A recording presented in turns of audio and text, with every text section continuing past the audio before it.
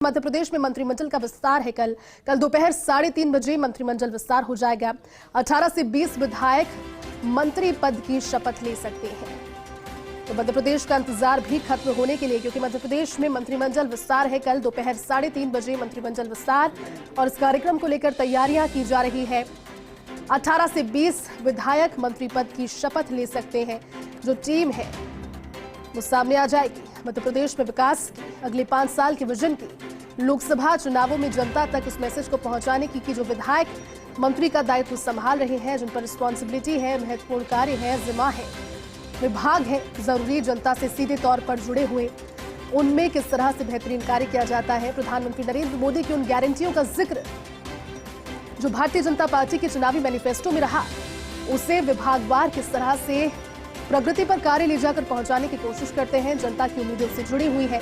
लेकिन छत्तीसगढ़ के बाद में मध्य प्रदेश में मंत्रिमंडल विस्तार कल है और उसके बाद राजस्थान का इंतजार खत्म हो जाएगा। राजस्थान के लिए संभवतः 27 दिसंबर को मंत्रिमंडल विस्तार। हालांकि मध्य प्रदेश में मंत्रिमंडल विस्तार की तैयारियां पूरी हो चुकी है।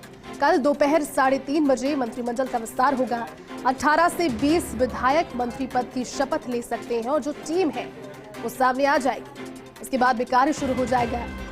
कार्य के साथ में जो रफ्तार है प्रधानमंत्री की गारंटियों को जनता तक पहुंचाने की, खुद लगातार लोकसभा चुनावों की मॉनिटरिंग भारतीय जनता पार्टी का शीर्ष नेतृत्व करता रहा है। और ऐसे में मंत्री पद की शपथ कल भारतीय जनता पार्टी की जीत के साथ ही संभावित नाम वहां से भी सामने आने लगे थे। हालांकि संभावित नाम मध्य प्रदेश की इस टीम के फर्स्ट इंडिया भी आपको बता रहा है।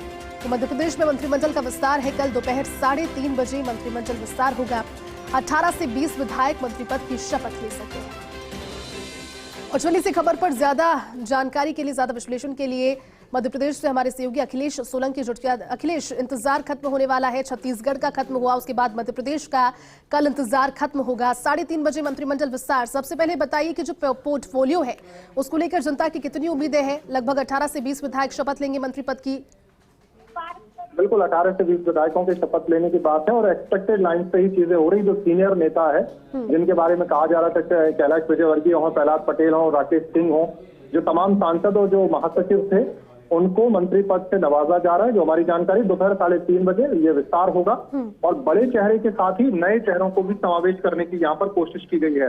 अगर मैं जिक्र करूं जिस तरह से, तो कई बड़े चेहरे जिनका आप लगातार नाम सुनते रहे, उनके अलावा कुछ चौंकाने वाले चेहरे, यानी कि फर्स्ट टाइम विधायकों को भी, नेता विपक्ष को हराने वाले अमरीश गुड्डू को यहाँ पर जो पहली दफा के विधायक है, उनको मंत्री पद से नवाजने की बात सामने आ रही है। तो इस तरह से कई नाम है और भोपाल शहर से ही 3 नाम, यानी कि विश्वास सारंग जो कि पिछली सरकार में मंत्री थे, रामेश्वर शर्मा जो कि पार्टी के उपाध्यक्ष हैं, कृष्णा गौर जो कि लगातार बड़े मार्जिन से चुनाव जीत रहे हैं भोपाल से, तो उनका नाम भी लिस्ट में सामने आ रहा है। तो कई नाम है, कई दिलचस्प चेहरे यहाँ सामने आ रहे हैं। जी अखिलेश, ये इम्पोर्टेंट है समझना भी, क्योंकि जो परिपाटी रही है तीनों हिंदी पट्टी के राज्यों में जीत की, मुख्यमंत्री के ऐलान की, उप मुख्यमंत्री और उसके बाद मंत्रिमंडल की, वो लगभग सिमिलैरिटी वाली है।